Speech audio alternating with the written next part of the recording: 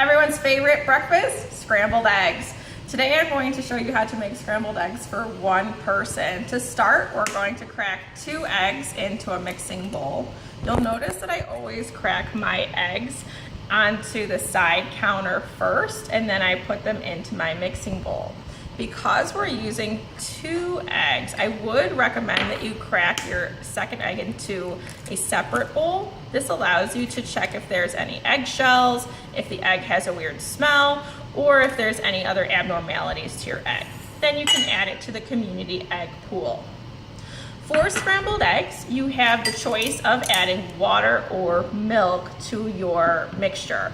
You would want to add 1 tablespoon of liquid per egg. So today we need 2 tablespoons. The big benefit of adding milk would be that you're adding extra nutrients, as well as it would increase the creaminess of your eggs. You can use a fork or a whisk to combine your eggs in liquid.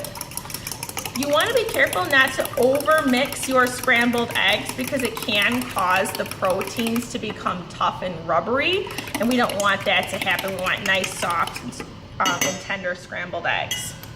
Right before I add it into the pan, I'm going to add a little bit of salt and a little bit of pepper. You can add it as you like it, but you want to add it right at the end.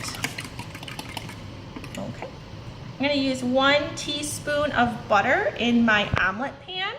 And I like to use a rubber scraper when I'm making scrambled eggs. It makes it easy for me to move the eggs back and forth in the pan. Make sure to properly coat the bottom of your pan with the butter, and you want your butter to be foamy. That's a great way to know whether or not your pan is hot enough. Since my butter is foaming and I did preheat my pan, I'm going to add in my scrambled eggs. There we go. And now I'm waiting to see curds form. This is a little bit different from when you're making an omelet. You might be tempted to, in omelet making, you have to let it sit for a long period of time. For scrambled eggs, as soon as I see some curds form, I'm gonna start moving it back and forth to allow it to slowly develop more and more curds. So I'm gonna start taking a look, slow stirs right across the bottom. A good tip when making scrambled eggs, you don't want the eggs to look dry at the end of the cooking process, because that actually means that your eggs were overcooked.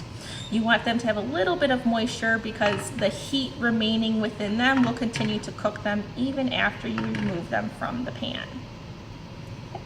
We're just gonna sit and wait for a little bit. I want those curds to develop, and I don't want to rush it by putting it over a higher heat.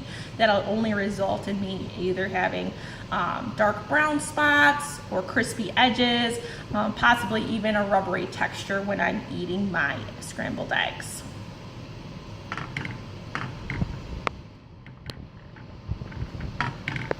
Maybe pause it for a second. All right, so now I have nice, beautiful curds forming. And again, I don't want an omelet, so I do need to move this mixture around, trying to get the liquid to where the hot parts of the pan are. Excellent.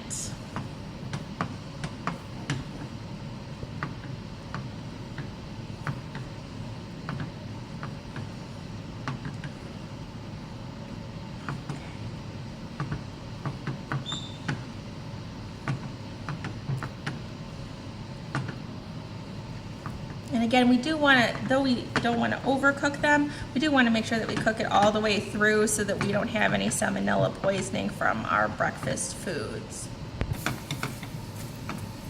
All right, a few more minutes have gone by, and it looks like my eggs are just a little bit shiny, which is good. They'll continue to cook once I move them to the plate. They are all done.